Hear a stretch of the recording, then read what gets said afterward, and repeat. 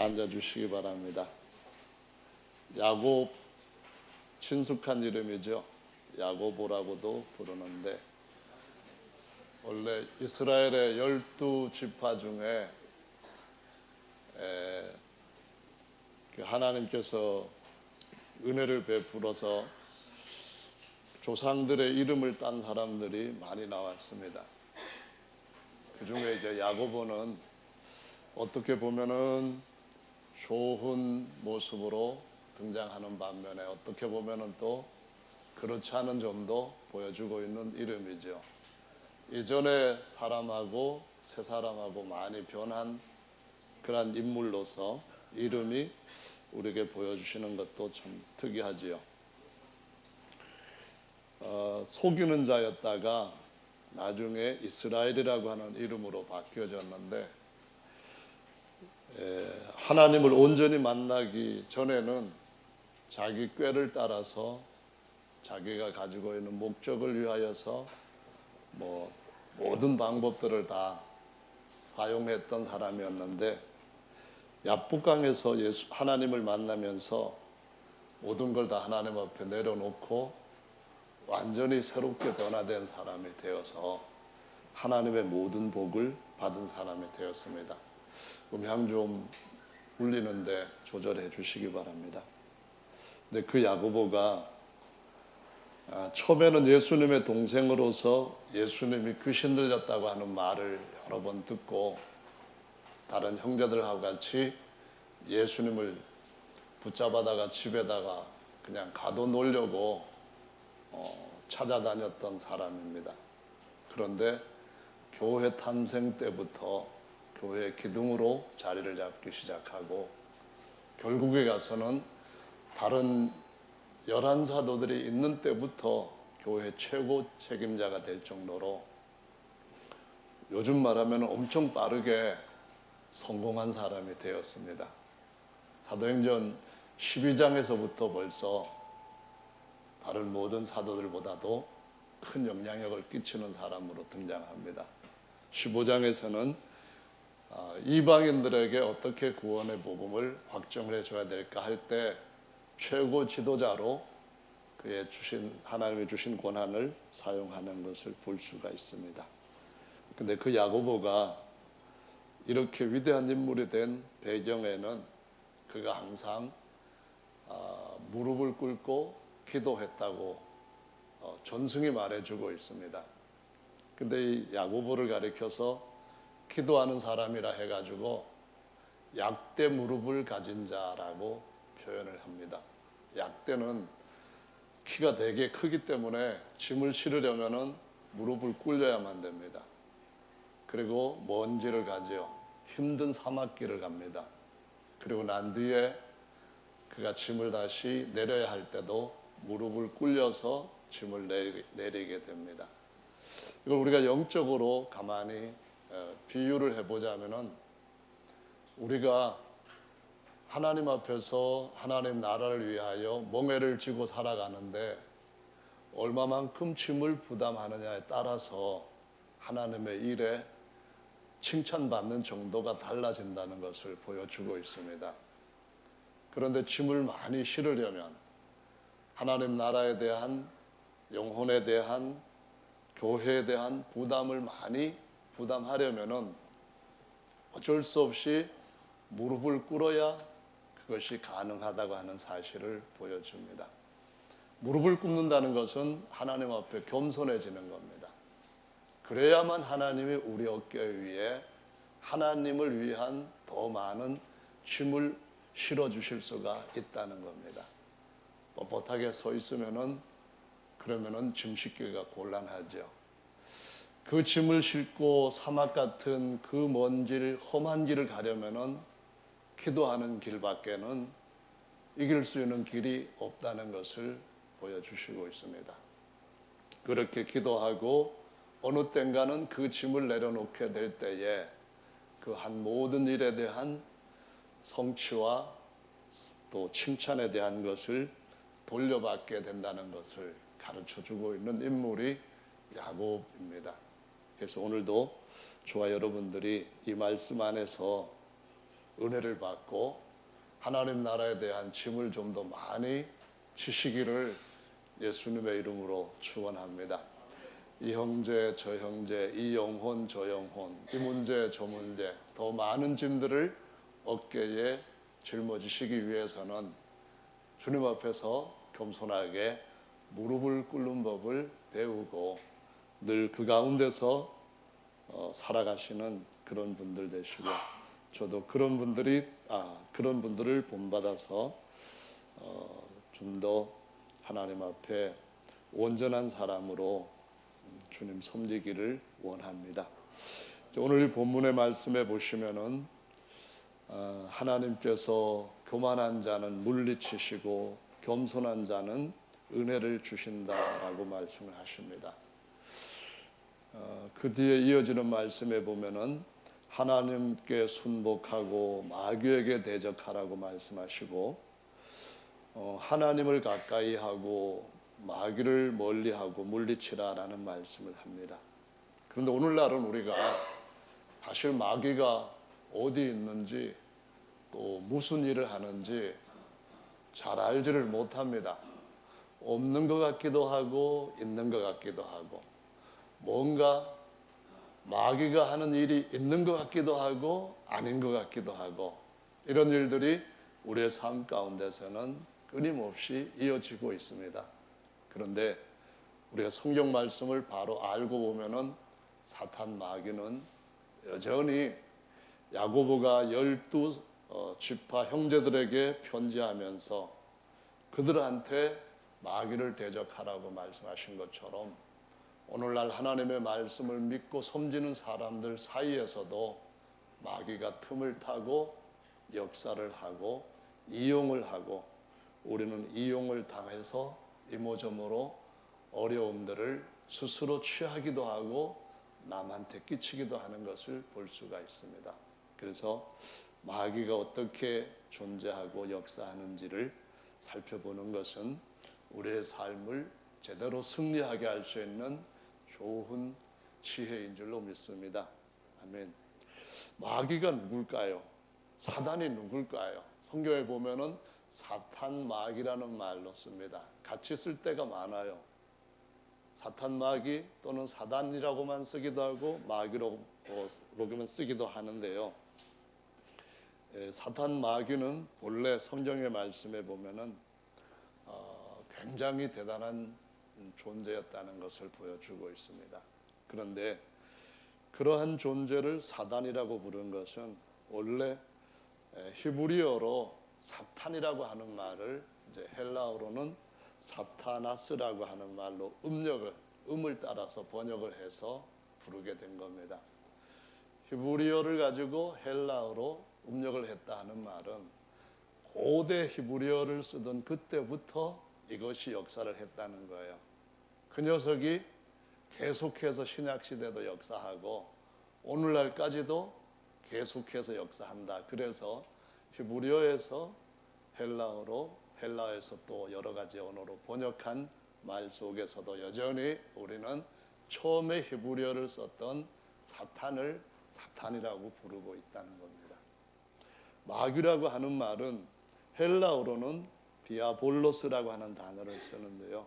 이것은 회방하다, 또 적을 가지고 고소하다, 비난하다, 이간질하다, 중상모략하다, 비방하고 정죄하다, 이러한 의미를 가지고 그걸 하는 자를 이제 마귀라는 말로써 회방하고 또 흐트러 놓는 일을 한다라고 이름을 붙여서 쓰게 됩니다.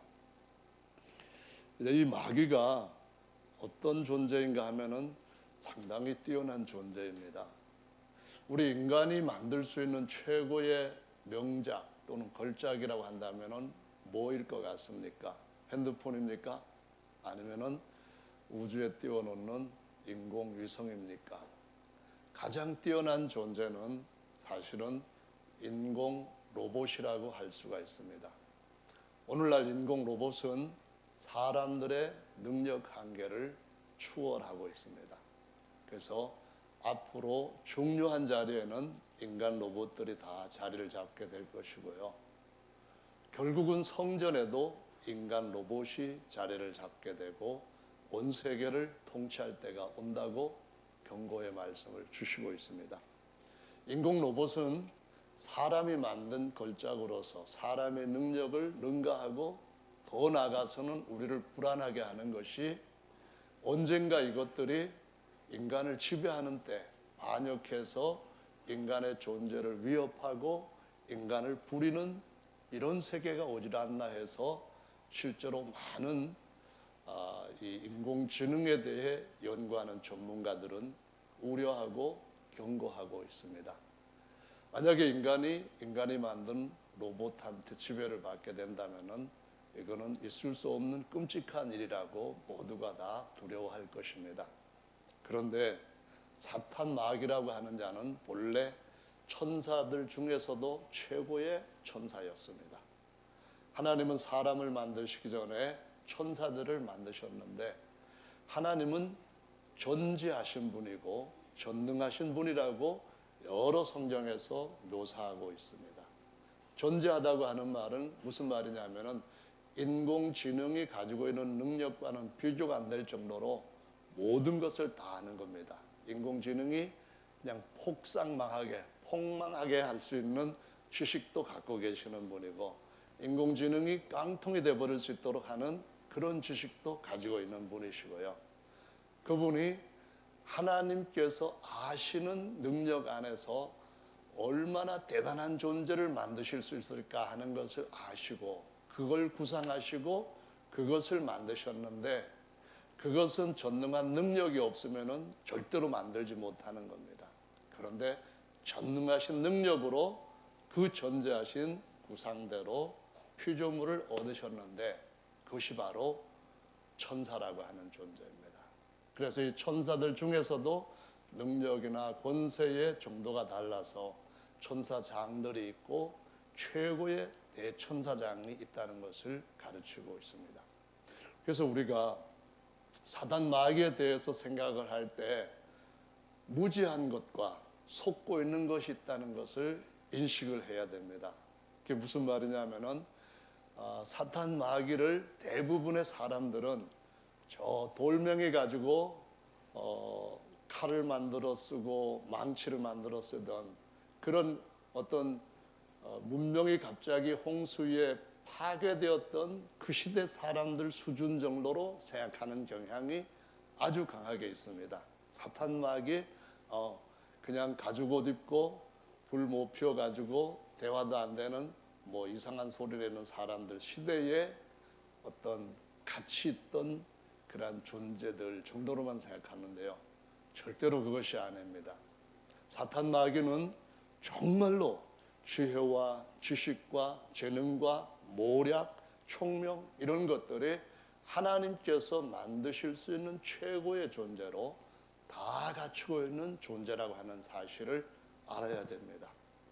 그렇기 때문에 이것들은 활동해 오는 동안에 그 대단한 능력들을 가지고 사람들을 모르도록 그 정체에 대해서 이해하지 못하고 활동에 대해서 전혀 모르도록 계속 활동해 오고 있다고 하는 사실에 대해서 우리가 깨닫지 못한다면은 어느 때든지 적을 모르고 싸우면은 패할 수밖에 없다는 말처럼 이용당할 수밖에 없고 패할 수밖에 없다는 것을 알아야 됩니다.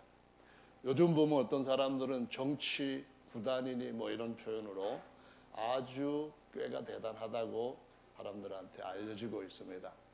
정치 구단, 사람이 구단이라고 한다면은 대천사장이 타락을 해서 마귀 사단이 된 자는 정치가 몇 단쯤 될까요? 10단 정도 될까요? 절대로 그렇지 않습니다. 아마 900단도 더 될 줄로 이해를 해야만 됩니다. 그렇기 때문에 우리가 사단과 대항하기 위해서는 우리의 지혜, 우리의 지능, 우리의 모략, 우리의 지식, 우리의 총명, 우리가 가지고 있는 경험을 가지고 이길 수 있는 것이 아니라는 겁니다. 오직 우리와 같이 사람의 약한 모습으로 이 땅에 오셔서 승리하셨던 예수님의 방법대로 해야 되고 그렇게 하면은 누구든지 이길 수 있다고 하는 사실을 가르쳐 주시고 있습니다.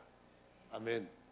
자, 사단 마귀가 된 이유가 뭔지 일단 아는 것이 정체를 알고 활동하는 방식을 알고 대처할 수 있는 방법도 알 수가 있게 되죠.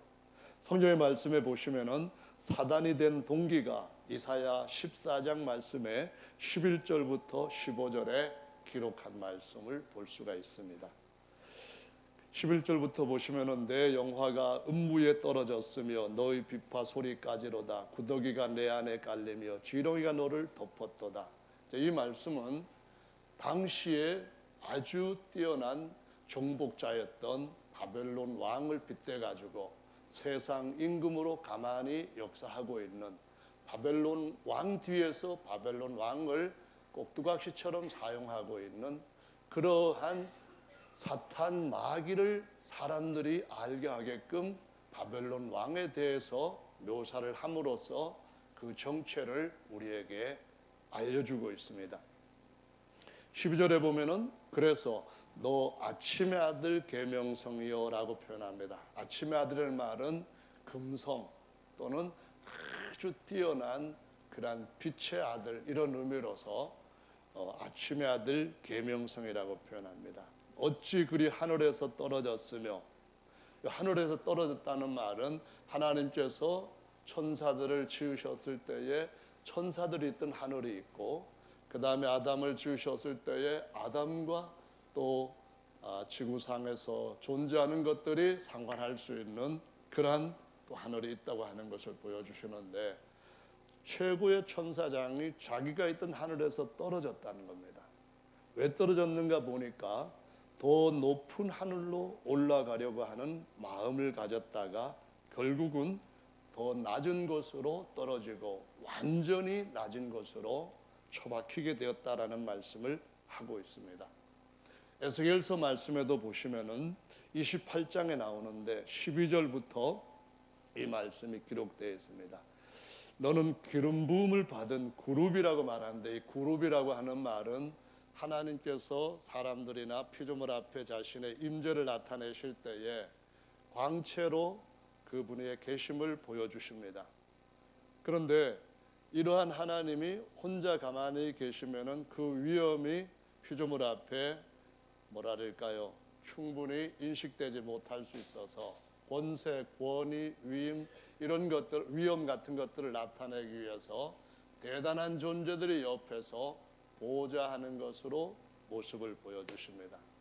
왕이 혼자 달랑, 예를 들어서 조랑말 타고 내가 왕이다 그러면은 사람들이 보면서 웃기는 사람이라고 할 겁니다. 한국에서 일본으로 사신을 보냈는데 그냥 혼자 개나리봇좀 달랑치고 제가 한국에서 온 사신이요 그러면은 일본 사람들이 보고 웃긴다 이렇게 말할 겁니다. 그런데 그 주변에 아주 대단한 존재들이 어마어마하게 같이 쫙 모시고 가게 되면은 그 앞에 그 가운데 모심을 받고 가는 존재에 대해서 와 대단하구나, 저 사람이 저 정도인데 조선 왕은 얼마나 더 대단하겠느냐 이런 생각들을 가질 수밖에 없겠죠. 그래서 하나님은 자신이 나타나실 때에 주변에 그분의 보좌라는 말은 아주 보배롭고 영화로운 그의 앉으시는 자리 그 말입니다. 그 보좌를 보좌하는 여러 무리들을 두셨다는 겁니다. 이때 보좌는 돕고 그분을 이렇게 섬기고 높이고 하는 그런 무리들을 주셨다는 거예요. 그래서 이 그룹이라고 하는 대천사장은 하나님 앞에서 최고로 영광과 지혜가 출중한 자로 지음받았다고 하는 말씀을 아까 읽어보았던 이사야 14장, 그 다음에 에스겔서는 14장의 꼽절인 28장에서 말씀을 기록하고 우리에게 가르쳐 주시고 있는 것입니다. 그런데 이것이 왜 대천사장이었다가 사탄 마귀라고 하는 지위로 떨어졌는가 하면은 하나님이 자신에게 주신 너무나 대단한 것 때문에 마음이 높아졌다는 겁니다. 어느 정도로 높아졌는가 하면은 하나님께서 계획하신 것을 내가 가로채도 되겠다, 아니 꼭 가로채야 되겠다, 가로챌 수 있겠다 하는 마음을 가지고 하나님 앞에 대적하는 사단이 되고 하나님이 계획하신 일들을 허틀어 버리는 마귀의 자리에 들어가게 되어서 타락하게 되었다는 말씀을 하십니다. 하나님의 계획은 무엇인가요? 하나님은 아들을 낳으시고 그 아들과 같은 많은 아들들을 얻으셔서 그 많은 아들들한테 그 맏아들 된 자와 함께 하나님의 모든 영광과 부요와 권세 능력들을 후사로서 상속시켜 물려주시고 그것들을 영원히 누리게 하고자 하는 계획을 하셨는데 그런 아들들한테 하나님은 자신이 존재하시고 전능하신 입장에서 만드신 최고의 존재들을 그 아들들한테 섬기라고 만드셨다는 사실을 알고 그날이 오기 전에 그 계획이 완성되기 전에 내가 대적하고 회방해야 되겠다 해가지고 일어났다는 겁니다.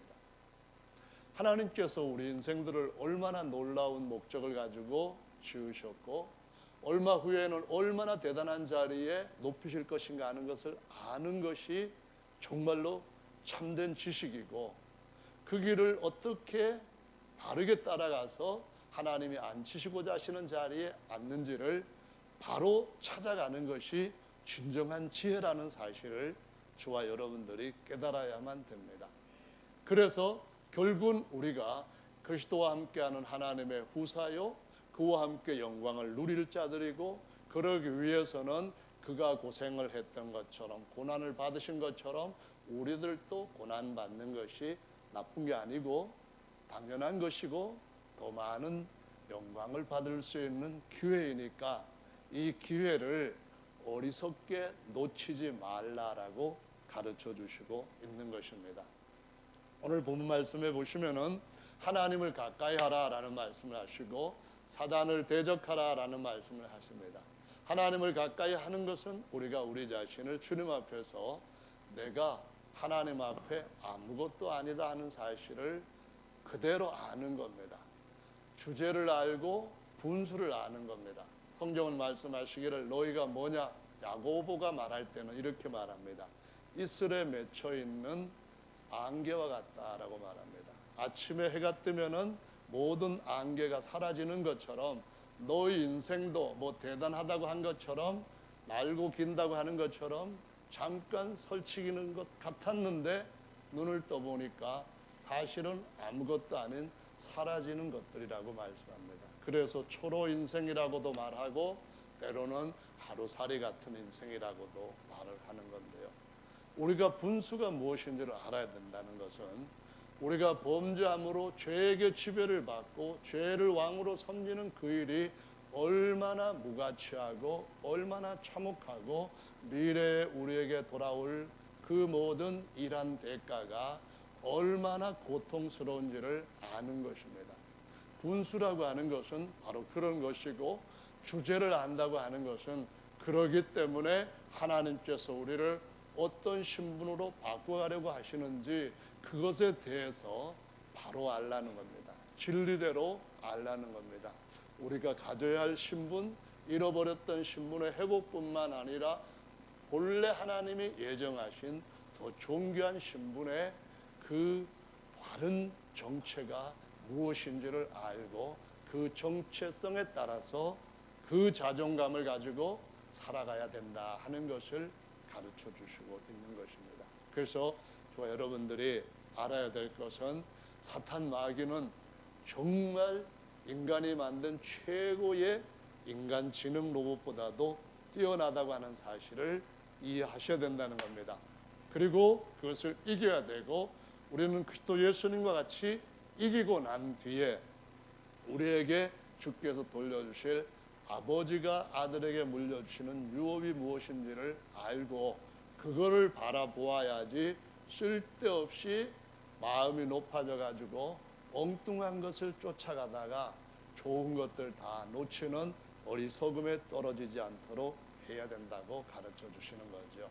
성경의 말씀에 보면은 사단 마귀가 자기를 모든 것 위에 하늘에 높이려고 하다가 오히려 엄청나게 많이 떨어졌는데 마태복음 25장 41절에 보면은 불못이 그것들을 위하여 예비되어 있다라고 말씀합니다. 마태복음 25장 41절에 그 말씀하셨을 뿐만 아니라 요한계시록의 말씀에 보면은 마귀가 그와 같이 정해진 것을 향하여 계속 가는 과정에서 하늘에서 쫓겨나게 되고 그 하늘에서 쫓겨나서 땅으로 내려오게 되고 땅으로 내려왔다가 결국에 가서는 저기 영원한 불못에 던져짐으로써 다시는 이런 반역이나 회방이 못 일어나는 그런 새 세상을 하나님께서 얻으시고 그것을 저와 여러분한테 돌려주시겠다고 약속하시고 있는 것입니다. 그래서 하나님 앞에서 저와 여러분들이 겸손하게 사는 것은 지혜롭게 능력 있게 잘 사는 것인 줄로 믿으시기를 예수님의 이름으로 축원합니다. 아멘. 우리가 이 땅에 사는 동안에 사단 마귀가 여전히 야고보가 12지파들한테 유대인 성도들한테 편지한 것처럼 계속 마귀들이 틈을 타는 그러한 삶 가운데서 여행하고 있다고 하는 사실을 항상 생각을 해야 됩니다. 이것 틈탈지 저것 틈탈지 이 일로 틈탈지 저 말로 틈탈지 그때마다 우리가 혼미한 생각을 갖지 말고 하나님이 주시는 총명을 가지고 이렇게 일이 전개되고 있구나 하는 하나님의 계획과 일하시는 손을 보든가 아니면은 사탄 마귀가 이렇게 할 것이고 이렇게 하다 보면은 나는 점점 나락으로 떨어질 것이다라는 이쪽을 보든가 어느 쪽을 보든지 간에 올바로 우리의 삶을 바르게 갖기 위해서는 절대로 주님께서 내게 주신 여러 가지 은혜를 마치 내가 얻어서 당연히 누려야 할 것처럼 그런 높은 마음을 절대로 갖지 말라라는 것입니다. 성경의 말씀에 보시면은 왕들을 세우고 난 뒤에 그 왕들이 하나님 앞에서 교만한 범죄에 빠지지 않게 하기 위해서 한 가지 하나님 주신 지침이 있습니다. 그게 뭐냐면은 신명기 17장 말씀에 18절부터 보면은 하나님의 말씀을 복사해서 항상 왕이 손이 닿는 가까운 곳에 두게 하고 그 바쁜 왕의 직무를 수행할 때에 이것저것 바쁘고 누려야 할 것들 좋은 것 많고 할 때에 그것에만 빠지지 말고 얼른 그 말씀을 잡고 항상 그 말씀을 읽고 그가 어떤 길을 가야 될 것인지를 그 말씀을 통하여서 바른 마음을 지키게 하라라고 가르치고 있습니다. 세상에서 최고의 권력자는 왕정 시대에는 당연히 왕입니다. 왕이 곧 국가이고 왕이 곧 법이고 왕이 곧 나라입니다. 짐이 국가이다라고 말했던 어떤 유럽의 왕처럼 왕이 가질 수 있는 권한은 제사장도 폐할 수도 있고 선지자도 죽일 수도 있고 어떤 하나님이 개입하지 않는다면 무소불위의 권력을 마음대로 휘두를 수 있는 권한을 갖고 있는 자입니다. 그런데 그렇게 하다 보면은 인간한테만 그렇게 하는 것이 아니라 마음이 점점 높아지게 될 때 사단이 가졌던 것처럼 자신이 가지고 있는 것, 자신이 얻은 것이 더 크게 보이면 보일수록 하나님의 권세와 능력과 영광에 대해서도 착각하고 거기까지 올라갈 수 있다고 생각하는 바벨론 왕같이 되고 두로 왕같이 될 수 있다고 하는 사실을 보여주고 있습니다. 그래서 항상 하나님은 어떻게 하시는가 하면은 말씀을 내 옆에 두고 가까이 두고 손으로 그것을 펴고 항상 하나님의 손이 나와 함께하지 않으면은 나는 저기 아무것도 아닌 본래만도 못하다고 하는 그 같은 자기 자신에 대한 올바른 정체를 갖고 살아야 된다고 말씀하시는 거죠. 신약 성경에서 보면은 마귀가 처음에 등장해서 그 이름을 가지고 역사했던 것 중에 주목할 만한 것이 예수님이 30년 공생애를 사시면서 한 번도 입에 거짓말도 안 하실 정도로 승리하는 삶을 사셨는데 40일을 금식하고 30세 되던 때에 40일을 금식하고 광야로 나가셨습니다. 근데 그때 마귀가 달라붙었습니다. 왜 달라붙었는가 하면은 예수님, 우리 예수님 고생하시네. 하나님의 아들 되신 우리 예수님 저렇게 금식까지 하시면서 얼마나 불쌍해. 그러면서 위로해 주려고 왔을까요? 어떻게 보면은 위로해 주고 돕는 것 같이 하면서 왔습니다. 뭐라고? 이 마귀가 그 대단한 예수님한테, 사람으로서 예수님이 시험을 받는 겁니다. 하나님으로 받는 것이 아니라 뭐라고 얘기를 했는가 하면은, 당신이 하나님의 아들이거든. 이 돌들로 떡을 만들어서 40일 금식한 후이니까, 금식 잘 끝났으니까 감사함으로 할렐루야 아멘 잘 먹겠습니다 하고 먹으라고 권했습니다. 3번을 거기에서 마귀가 예수님을 시험했는데, 이 예수님이 말씀만으로도 돌을 떡으로 만들 수 있는 능력이 있다고 하는 사실을 마귀는 알고 믿기 때문에 권하는 겁니다. 당신 하나님의 아들이니까 대단한 능력 가지고 있잖아. 지금 금식도 끝나고 했으니까 지금 그렇게 하면은 사람들이 당신을 보고 우와 하면서 좋아요를 한 1000개쯤 날리지 않겠느냐 하면서 그와 같이 조언을 한 겁니다. 그때 주님이 사람이 떡으로만 사는 것이 아니고 하나님의 입에서 나오는 말씀으로 사느니라 하셨습니다.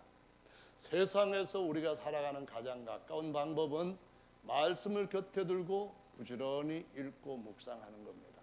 그것을 내 영혼의 양식이 될 수 있도록 정말 내 영혼이 그것을 취해야 되는 겁니다. 2번째 마귀가 시험할 때 그를 성전 꼭대기로 데리고 갔습니다. 아니, 광야에 있던 예수님을 어느새 예루살렘 성전으로 딱 가서 그 꼭대기에 세우고서는 여기서 뛰어내리시오. 그러면은 하나님이 천사들을 보내셔서 당신을 받들어 가지고 발이 땅에 떨어지지 않도록 이렇게 세우는, 딱 안전하게 이렇게 안착하게 하시는 그 일을 보일 겁니다. 그러면은 당신은 뭐 다른 거 생각할 것 없이 괜한 쓸데없는 고생할 필요 없이 당장 하나님의 아들로 예루살렘의 제사장, 예루살렘의 장로, 서기관들, 바리새인들 모두가 다 와 하나님의 아들입니다 하면서 따를 것 아니냐, 이 영광을 간단하게 얻을 수 있지 않냐, 이렇게 나옵니다. 그때 예수님 또 말씀하시기를 하나님이 자기를 시험하지 말라고 성경에 기록하셨느니라, 이렇게 나옵니다. 내가 스스로 하나님 앞에서 하나님이 그럴 만한 능력이 있는 줄 알지만은 내 스스로를 높이기 위해서 하나님의 능력을 내 마음대로 쓰지 않겠다, 그런 말씀입니다.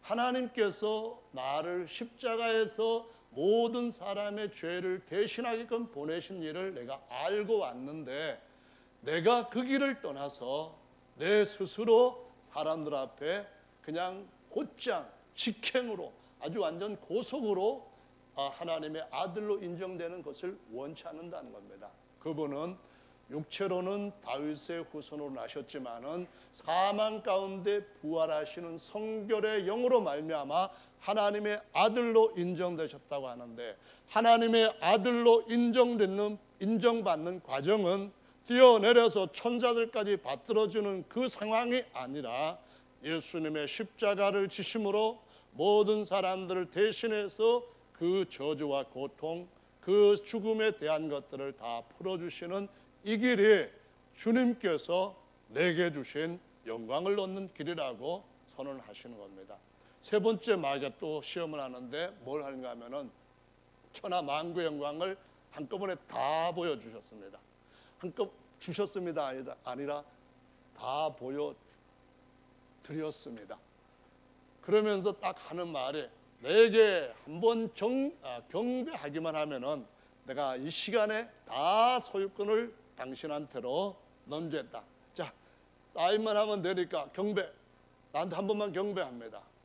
오직 주 하나님께만 우리가 무릎을 꿇고 다른 어떤 권세나 다른 어떤 능력, 더더구나 세상의 모든 권력들을 다 우리에게 한꺼번에 몽땅 영원히 준다 할지라도 하나님 앞에 굴복하는 이 일 외에 하나님의 백성들이 할 수 있는 최선의 일은 없다고 하는 것을 선포하심으로 마귀가 더 이상 시험을 하지 못하고 떠나가는 걸 볼 수가 있습니다.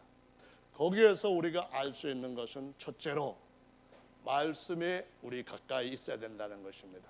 기록된 말씀이 우리가 가까이 있어야 되는 것뿐만 아니라, 둘째로 우리가 영광을 스스로 취하고 교만한 마음을 갖게 된다면 곧바로 마귀의 사슬에 걸리게 된다고 하는 사실을 보여주고 있습니다. 교만은 패망의 선봉이요, 아멘. 겸손은 하나님의 높아짐의 첩정인 줄로 믿어야 된다고 말씀하시고 있습니다. 저와 여러분들은 정말로 우리가 무언가를 갖고 있을 때에 이것을 내가 가진 나의 것으로 나를 위해 써야 된다, 이런 생각들이 일어나지 못하도록 놀려야 됩니다. 이런 마음을 정말로 억제하지 않는다면, 못한다면 어느 때든지 마귀는 틈탈 수 있다는 사실을 인식을 하고 인정을 하고 우리의 삶의 균형을 잡아야 되는 줄로 믿으시기를 바랍니다. 성경에서 말씀하시는 그 모든 말씀은 정말 우리에게 대단한 교훈을 주는 중요한 말씀이기 때문에 기록되었는데요. 이 말씀들을 우리가 구약시대의 몇 번의 경우를 가지고 왕들이 어떤 짓을 했고 어떻게 실패했고 그 실패하게 하는 배경, 그 요인은 어디서부터 왔는가 하는 것을 살펴볼 수가 있겠습니다. 역대상 21장 1절에 보면은 다윗 왕에 대한 이야기가 나옵니다. 다윗이 전쟁을 할 때 어디로 가든지 다 이기게 하나님께서 역사하셨습니다. 그런데 다윗은 그러한 능력이 자기 자신의 능력인 줄로 오해하고 착각하는 자리에 들기 시작을 합니다. 어느 날 적들이 거의 다 이제는 섬멸되고 주변이 더 이상 이스라엘을 집적거리지 못하고 공물을 바치는 관계로 딱 안정이 되었을 때 왕이 이렇게 얘기를 합니다. 요압 군대 장관한테, 여보라, 심히 이 나라의 왕이 되고 주변의 모든 나라들은 우리나라를 넘보지 못할 정도로 강한 제국이 되었다. 우리가 얼마나 강한 나라가 되었는지를 주변 사람들이 알도록 군대 수를 세워라, 이렇게 명을 내렸습니다. 그때의 성경은 뭐라고 말씀하시는가 하면은 사단이 일어나 이스라엘을 대적하고 다윗을 격동하여 이스라엘의 군대의 수를 계수하게 하였다라고 말씀합니다. 아주 감동이 크게 일어났던 거죠. 그것은 사단이 격동시킨 거였다는 겁니다. 와, 내가 하나님으로부터 이만한 큰 복을 받아서 대단한 왕이 되었다, 이 엄청난 기분이 업된 것이 사단이 충동한 거란 겁니다. 오, 다윗 왕, 당신 정말로 대단합니다. 당신 생각해도 그렇지, 다른 사람도 다 그렇게 생각하겠지, 주변의 사람들이 다 그렇게 인정하는 거 보이지, 이렇게 말합니다. 그래서 이걸 계속 지속하고 증명시켜야 되는 것이 지혜로운 것 아니겠어? 그럼 무슨 방법이 있어? 군대 수 세봐 해가지고 군대 수를 세웠는데, 이것으로 인하여서 하나님께서 다윗을 치시는데, 다윗이 하나님 앞에 겸손하게 방법을 택할 때 무슨 방법을 택했는가 하면은, 하나님 손에 맡기겠다. 전쟁도 하나님께서 허락하시겠지만은 요거는 아니다. 적들은 나에게 자비를 베풀지 않아. 흉년이 들어서 3년 동안 온 땅에 막 죽어갈 때에 역시 그것도 나에게 자비를 베풀지 않아. 하나님만이 나에게 자비를 베풀 수 있으니 하나님이 친히 역병으로 치시도록 하나님 앞에 내가 이걸 선택하겠다 했을 때에 역병으로, 그 징계로 그의 백성 7만 명이 죽게 되는 엄청난 징벌을 받은 것을 볼 수가 있습니다. 여기에서 우리가 알 수 있는 건 두 가지입니다. 아무리 자기가 대단한 왕이라고 해봐야 군대 수가 어마어마해서 땅에 그냥 모래수처럼 많다 할지라도, 병거와 그 무기가 아무리 대단히 강하고 많다 할지라도 벌레도 아닌 세균한테도 벌벌 길고 죽게 되는 이것이 바로 인생이라고 하는 사실을 잊어서는 안 된다는 겁니다. 저 여러분들 뭘 무서워합니까? 이 안에 세포가 반역할까 봐 무서워하시죠? 우리 100kg 되는 형제들은 세포가 한 100조개 정도 있다고 하는데, 60kg만 60조개가 있다고 하는데, 그 안에 온갖 세포들 중에서 반역을 일으키는 세포가 요즘 말로 말하는 것이 암이라고 하는 것으로 등장합니다. 그걸 못 이겨요. 세포 하나도 제대로 못 이겨가지고 막 불어나게 되면은 그거 이기기 위해서 약도 먹이고 뭐도 하고 막 굉장히 애를 쓰다가 또한 실패하는 사람도 많아요. 그런데 그것뿐만 아니고 뭐 어디 중동에 갔다가 와가지고 뭐 균 하나를 붙여가지고 왔다는데 그것 때문에 난리가 납니다. 그냥 공항 검색대에서부터 얼굴 빨갛게 이렇게 모습 나타나는지 안 하는지 나타나기만 하면 곧바로 붙잡아다가 병원으로 격리시키고 하는 이것이 인생의 본래 모습이라는 겁니다. 그러니까 하나님 앞에서 우리 자신이 그렇게 대단한 존재가 아니고 내게 주어진 것은 하나님이 나한테 잠깐 동안 맡긴 것에 사실 불과하지 않다고 하는 걸 알고 맡겨주신 분한테 어떻게 살아갈까요 하고 묻고 그분 뜻대로 사는 것이 지혜로운 삶인 줄로 믿습니다. 할렐루야. 이 일이 또 다른 왕한테도 일어났거든요. 그게 누군가 하면은 우시아라고 하는 왕이 엄청나게 부유하여지고 강하여지게 되니까 뭐라고 말하는가 하면은 역대하 26장 16절 말씀에 기록하기를 그 마음이 교만하여 악을 행하여 하나님 앞에 범죄하여 야훼 전에 들어가서 제사장만이 분향할 수 있는 분향을 하려고 했다. 그래서 결국 문둥이가 되었다. 이렇게 나옵니다. 이유가 뭔가요?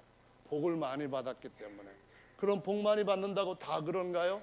부자가 된다고 정말 다 천국에 못 가는가요? 문제는 마음이 교만해졌기 때문에 그런 겁니다. 누가 교만한 마음을 주는가요? 교만했다가 망한 것들이 너 나처럼 해서 올라가 나도 올라갈 수 있어. 끝내는 내가 성공할 거야. 이와 같은 잘못된 오만한 생각들을 우리 속에 집어넣기 시작할 때 받아들이면 안 되는데 날 위해 주는 것이 아님을 알아야 되는데 자꾸 거기에 속아서 넘어가는 것이 우시아 왕한테도 있었다는 것을 보여주시고 있습니다. 여러분 믿으십니까? 또 하나 왕이 있습니다. 히스기야라고 하는 왕인데요. 이 히스기야 왕은 적들한테 아람한테 계속 전쟁에서 패하게 되고 나라는 아주 약해졌을 때입니다. 할 수 없이 또 쳐들어와서 나라 전체를 먹으려고 하니까 하나님 앞에 가서 기도를 합니다. 이사야 선지자랑 같이 기도를 했는데 하나님이 뭐라고 하시는가 하면은 떨 거 없어. 내가 너희 예루살렘 성을 안전하게 지켜서 적들이 화살 하나 안 날리고 못 날리고 다 퇴각하게 할 거야 했습니다. 그래서 하나님 앞에 할렐루야 하고 기다렸는데 그날 밤에 하나님이 천사 하나를 보내가지고 아람 군영에서 지휘관급만 18만 5천 명을 숨 안 쉬고 편히 쉬게 했습니다. 그냥 아무것도 안 하고 훅 쉬게 만들어 버렸더니만 이 아수르 왕이 더 이상 전쟁을 할 수 있는 도무지 할 수 있는 상황이 아니니까 시체들을 싣고 퇴각을 하게 했습니다. 어마어마한 일이 이스라엘 나라에서 일어난 겁니다. 다른 나라들을 가는 곳곳마다 정복했던 아수르 대왕이 사네립이 이스라엘 땅에 와가지고 처참하게 퇴각하는 것이 전 세계에 정말 특급으로 전부 다 소문해가지고 알려지게 되었습니다. 그랬더니 바벨론에서 축사가 아니라 특별히 축하하기 위해 가지고 사절을 보냈습니다. 보내가지고 와 대단하다 해가지고 어쩌면 당신은 그렇게 대단한 왕입니까 했는데 이때 히스기야가 마음이 교만해져 가지고 자기가 한 것인 양 자기 집안에 있는 왕궁에 있는 국가에 있는 모든 것을 다 보여주며 내가 이 정도의 사람이야. 이게 보통 왕이 아니야. 마치 앞으로 까불지 말어. 이런 식으로 얘기를 했는데 이사야 선지자가 왔습니다. 왕이요 뭐 했습니까? 바벨론 사신한테 뭐 하셨습니까? 했더니 내가 대단하던 거 다 보여줬지요. 그렇게 나옵니다. 왕이요 당신 교만해져서 당신이 보여준 모든 것들을 바벨론으로 끌려가게 될 겁니다. 그렇게 끝났습니다. 그리고 결국은 남쪽 유다도 점점점 쇠퇴하면서 망하는 길로 접어들게 되었습니다.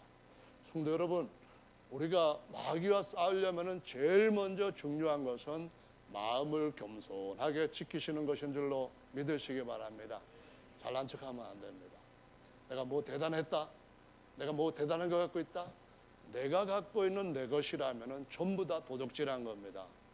주님이 주셔서 내가 간직하고 잘 보호했다가 누구에겐가 또 전달해야 될 내 것이 아니다, 이렇게 생각하면 지혜로운 청지기에 잘 사는 삶인 줄로 믿으시기를 예수님의 이름으로 축원합니다.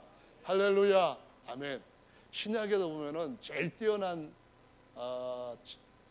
그 제자가 12제자 중에 누구인가요? 12제자 중에는 단연 베드로입니다. 사도행전에 보니까 안진병이 40세나 된 앉아있던 그런 환자를 그냥 내게 있는 것으로 내게 전원의 예수 이름으로 일어나 걸어냈더니 일어나서 완전 정상이 돼가지고 성전 앞에 뛰어다니고 난리가 나버렸습니다. 베드로가 어디에 가든지 간에 지나갈 때에 그 지나가는 길에 사람들을 이렇게 요에다가 누워놓으면은 그림자가 싹 지나가는데도 모든 귀신들이 떠나고 모든 질병들이 낫고 모든 장애들이 회복되는 엄청난 역사가 일어났습니다. 그런데 이 베드로도 처음부터 그렇게 하나님과 함께 하나님의 일을 할 수 있는 믿음직한 일꾼은 아니었습니다. 마태복음 16장에 보면은 내가 이 반석 위에 내 교회를 세우겠다는 말씀하기 전에 제자들한테 질문하십니다. 세상 사람들이 나를 누구라고 하되 했더니만 사람들이요 예레미야가 정말 이 땅을 위해서 눈물을 흘리면서 하나님의 말씀을 전하는 눈물의 선지자라고 합니다. 이 땅에서 정말 대단한 요한 같은 선지자라고 합니다. 이사야 같다고 그런 말도 있고요. 막 그러니까 그럼 너희들은 나를 누구라 하냐는데 선뜻 나선 이가 베드로였습니다. 원래 당신은 그 말입니다. 유아 그런 말인데 우리말로는 그냥 주는, 그래서 주님은 그 말로 오해할 수가 있는데요. 당신은 그리스도시요 살아계신 하나님의 아들이십니다, 이렇게 고백합니다. 그래서 예수님이 그의 고백을 들으시고 칭찬을 하시고 내가 천국 열쇠를 내게 주려니 내가 땅에서 무엇이든지 매면은 하늘에서도 매이고 땅에서 무엇이든지 풀면은 하늘에서도 풀리고 무엇이든지 다시 묶으면 하늘에서도 다시 묶이고 이런 권세 열쇠를 주겠다 했습니다. 대단하잖아요. 엄청나잖아요. 문제 베드로한테 그때 가지고 왔으면 다 그냥 해결될 거 아닙니까? 그리고 난데 예수님이 뭐라고 하셨는가 하면 내가 이제 예루살렘으로 올라가서 제사장들과 장로들과 서기관들한테 고난을 받고 십자가에서 죽었다가 3일 만에 부활을 해야 된다. 그랬더니 뭐라 했죠? 베드로가 우리 성경에는 번역을 간하여라고 나와 있는데요. 헬라 원어에서는 에피티마우라고 하는 단어를 썼는데 이 단어가 두 가지 의미를 갖고 있다고 나오는데요. 하여간 대비적이에요. 대조적인데 첫째 의미는 존경하다, 경외를 표하다, 명예를 주다 그런 의미로 사용되기도 하고요. 사전에 보니까 두 번째 다른 의미로는 뭐냐면은 비난하다, 꾸짖다, 견책하다라는 뜻으로 불찬성합니다. 불만이에요. 비난합니다. 이런 의미로도 사용된다는 거예요. 하나는 정말 좋은 거예요. 그것은 바로 칭찬하다, 경외를 표현하다, 명예를 주다, 존경하다 그런 의미로도 사용되는 단어인데 또 한편으로는 뭐 그 말도 안 되는 소리도 하는데 간하여라고 번역한 이 의미가 바로 예수님을 베드로가 꾸짖었다는 겁니다. 바다를 보시고 주님께서 어떻게 하셨냐면은 꾸짖었다 할 때에 바다야 잠잠하라 했을 때에 바다가 꼼짝없이 순종하는 걸 보고 오우 하나님 아들 대단합니다 그랬단 말이죠. 귀신을 보고 나가라 하고 꾸짖었을 때에 꼼짝 못하고 나갔다는 말입니다. 근데 이 베드로가 예수님을 보고 뭐라고 했다고요? 꾸짖었다는 말입니다. 말도 안 되는 소리, 그게 무슨 망발이냐고. 지금까지 우리가 이 생고생을 하면서 왔는데 나한테 그렇게 하늘의 권세를 주시고 나한테 풀면 풀고 매면 매겠다고는 이것 주셨는데 이것이 그럼 무슨 의미가 있느냐고 하면서 마음속에 원망, 불만, 그런 불신 이런 것들이 쫙 일어나서 그 말로 말도 안 되는 소리 마십시오 이렇게 나왔다는 겁니다.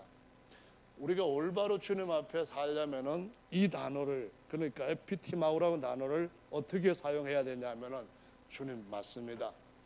이 길이 우리가 하나님께서 우리에게 완전한 진정한 승리를 주시는 길입니다 하고 아멘 하고 주님 저도 그럼 같이 가겠습니다. 그래야 되는데 그래 하질 않았다는 겁니다.